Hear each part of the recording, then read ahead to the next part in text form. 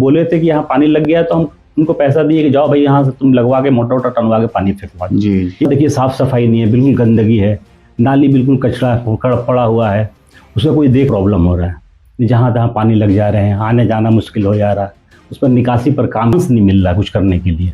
उनको चांस मिलना चाहिए कि वो कुछ करें। आपको काम करना होगा, उसको काम करके ऐसा चक नाली का ये इसका इंतजाम करना पड़ेगा ताकि पानी कंटिन्यू निकलता रहे। उस जनता जो ये सरकार के द्वारा पैसा आएगा उस पैसे से जो भी काम होगा, काम होने के बाद।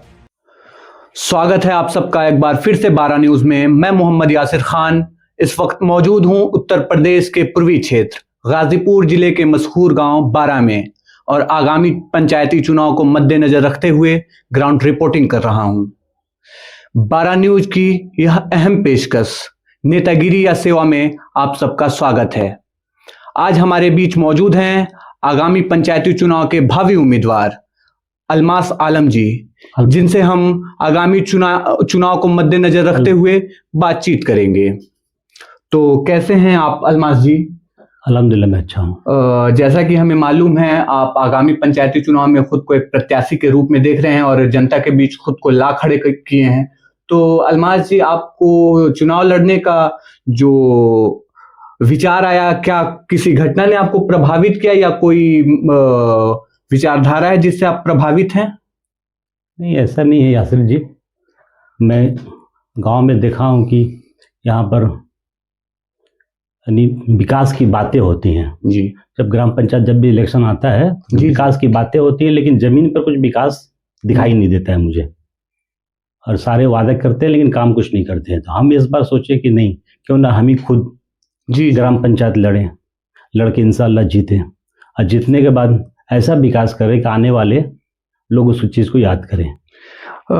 अलमास जी, बारा गांव एक बहुत बड़ा गांव है और आप यहाँ के निवासी हैं, और आप बता रहे हैं कि लोग वादे करते हैं, तो आपको गांव के विकास में सबसे बड़ी रुकावट क्या नजर आ रही है? बहुत सारी रुकावटें हैं, एक दो रुकावटें नहीं है जी। तो सबसे बड़ी रुकावट तो मुझे ये दिखाई दे रही है कि यहाँ पर जो पानी होने का जो निकासी है जी, जल निकासी वो बहुत ज़्यादा प्रॉब्लम हो रहा है। जहाँ तहाँ पानी लग जा रहे हैं, आने जाना मुश्किल हो जा रहा है, उस पर निकासी पर काम करके ऐसा कोई रास्ता बनाया जाए जिससे पानी अपने अच्छी तरीके से आसानी से निकल जाए। जब बगल में आपका गंगा है, बगल में आपका करमनाशा है, ऐसे जगह पर गांव होते हुए भी पानी हमारा नहीं निकल पा रहा, जल जमाव हो जा रहा, ये बहुत बड़ी दिक्कत की बात है, बहुत प्रॉब्लम की बात है। और अलमास जी, बारा गांव एक युवा से भरा हुआ गांव है। बारा का तकरीबन 50% युवाओं का गांव है। तो आप बारा के विकास में बारा के युवाओं को किस तरह देख रहे हैं? युवाओं का बहुत बड़ा रोल है यहाँ पर, ऐसा बात नहीं है, लेकिन उनको कोई हमारे समझ से उनको कोई ये चांस नहीं मिल रहा कुछ करने के लिए। उनको चांस मिलना चाहिए कि वो कुछ करें। तो आप अगर प्रधान बनते हैं तो आप युवाओं के लिए कुछ बेहतर करेंगे? बिल्कुल, बहुत बेहतर करूंगा, बहुत ज़्यादा जितना हो सकेगा मैं बेहतर करूंगा, ज़्यादा बेहतर करने की कोशिश करूंगा। और जनता आपसे जानना चाहेगी कि आपके चुनाव लड़ने के अहम मैनिफेस्टो क्या हैं? मैनिफेस्टो मैंने बताया ना कि लोग वादा कर रहे हैं लेकिन काम नहीं कर रहे हैं। गांव में बहुत सारा प्रॉब्लम है। जैसे मान लीजिए, पहले आप जल जमाव की बात बताया आपने मुझे, उसके बाद देखिए साफ सफाई नहीं है, बिल्कुल गंदगी है, नाली बिल्कुल कचरा पड़ा हुआ है, उसका कोई देख रेख करने वाला नहीं है, हॉस्पिटल का बुरा हाल है। उसके बाद आपका शिक्षा का भी वही हालत है, स्कूल है लेकिन अच्छे टीचर नहीं है, ये सब भी देखना जरूरी है। बारा गांव में शिक्षा का स्तर दिन प्रतिदिन निम्न स्तर का होता जा रहा है। तो आप शिक्षा के लिए भविष्य में कुछ सोचे हैं? शिक्षा के लिए भविष्य में सोचे हैं कि मतलब जो स्कूल है, जो कुछ भी है, उसको अच्छा से अच्छा टीचर वहाँ लाके अच्छा से अच्छा वहाँ पर एजुकेशन देने का कोशिश किया जाए जी। नहीं तो फिर तो नहीं हो पाएगा। और बारा गांव में आप ही ने बताया पहले कि जल जमाव सबसे बड़ी समस्या है जी। और बारा का जो मुख्य मार्ग है जिसे हम बिजली सड़क के नाम से जानते हैं, इमामबाड़ा के सामने आए दिन हमको लगता है कि साल का तकरीबन 8 महीना वहां पे जल जमाव रहता है जी।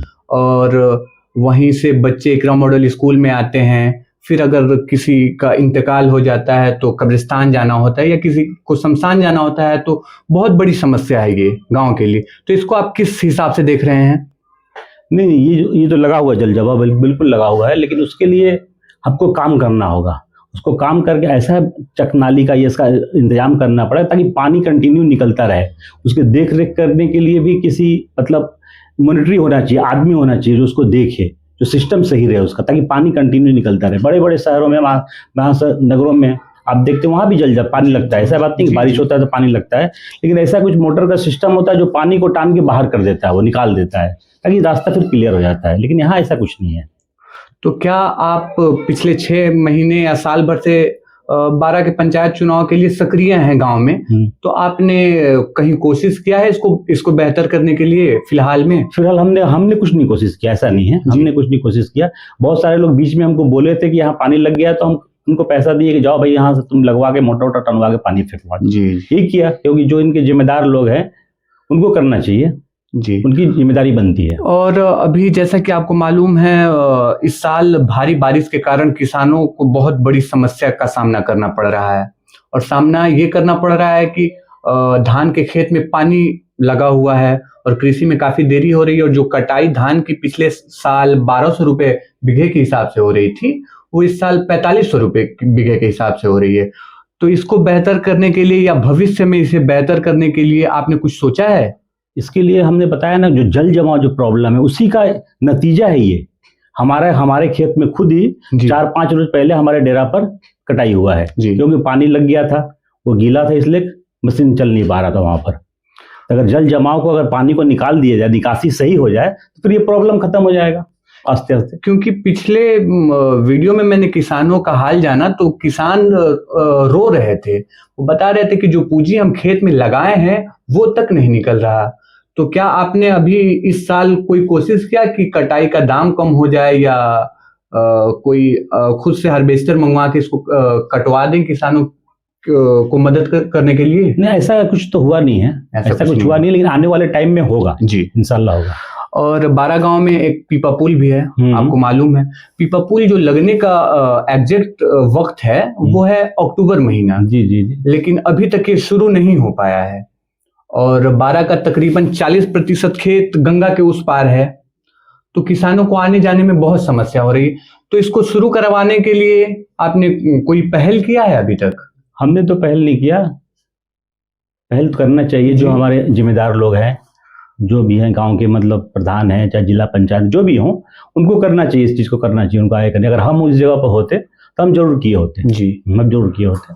और मान लीजिए अलमास जी, अगर जनता आपको आगामी चुनाव में प्रधान बनाती है, तो सरकार द्वारा जो फंड आता है उसको आप जनता के बीच कैसे लाएंगे? कि कोई आपने प्लानिंग किया होगा कि हाँ, मैं उसके लिए यही सोचा हूँ कि जो भी जनता, जो भी सरकार के द्वारा पैसा आएगा, उस पैसे से जो भी काम होगा, काम होने के बाद उसको बिल्कुल ओपन रखा जाएगा। इतना पैसा आया, इतना काम हुआ, कोई भी चाहे उसको जाके देख सकता है, ऐसा कोई सिस्टम मैं रखूंगा।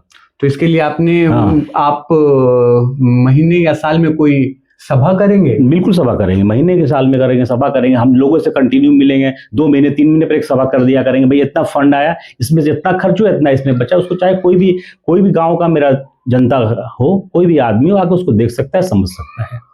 और अलमास जी, हमारे गांव में पिछले 5 या 6 साल से पानी टंकी का काम चल रहा है, और गांव में आप देख रहे होंगे हर गली में रास्ते को मतलब ये करके पाइपिंग कर दिया गया है, लेकिन अभी तक पानी नहीं आ रहा है।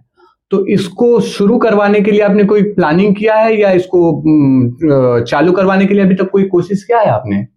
हमने तो कोई कोशिश नहीं किया है। और भविष्य में इसको भविष्य में अगर मैं आता हूँ, मुझे जो गाँव के लोग चुनते हैं, अगर मुझे लाते हैं, जिताते हैं, तो मैं इंशाल्लाह इस पर काम करूंगा, उसको ठीक करवा दूंगा, चालू करवा दूंगा इंशाल्लाह। और बारा गांव, जैसा कि हम सब जानते हैं, फुटबॉल प्रेमी के नाम से जाना जाता है। जी। और जिले से बाहर अगर कहीं बारा का नाम लिया जाता है तो लोग इसको जानते हैं कि हाँ, यहाँ के बच्चे बहुत अच्छे फुटबॉल खेलते हैं। और हमारे गाँव में 2 या 3 फुटबॉल ग्राउंड है। तो इसके हालत पे आपने कुछ विचार किया है, और इसको बेहतर करवाने के लिए आपने भविष्य में कुछ सोचा है? हमने सोचा है इसलिए, अभी जैसे हमारे पश्चिम तरफ फुटबॉल ग्राउंड जो है जी, जो लोहा वाला फील्ड बोलते हैं जी, इसमें लाइट लगी है, जो ग्राम प्रधान है यहाँ के लगाए हैं। तो सिर्फ लाइट लगाने से तो होगा नहीं, और सारी उसमें प्रॉब्लम्स है। उसमें 6-6 महीने पानी लगे रहते हैं जी। तो ऐसा कुछ इंतजाम होना चाहिए कि ताकि वो पानी निकले। उसके लिए मैं आने वाला टाइम में इंतजाम करूंगा ताकि पानी निकल जाए, अगर मैं जीत के आता हूँ तो। क्योंकि जिस गांव में इतने अच्छे फुटबॉल खिलाड़ी हो जो स्टेट को रिप्रेजेंट करते हो कहीं, उस गांव के मतलब मुख्य फील्ड में 6-6 महीने पानी जल जमाव होते हैं, जिस कारण बच्चों को दूसरे गांव में जाके प्रैक्टिस करना पड़ता है। तो ये बहुत बड़ी समस्या है।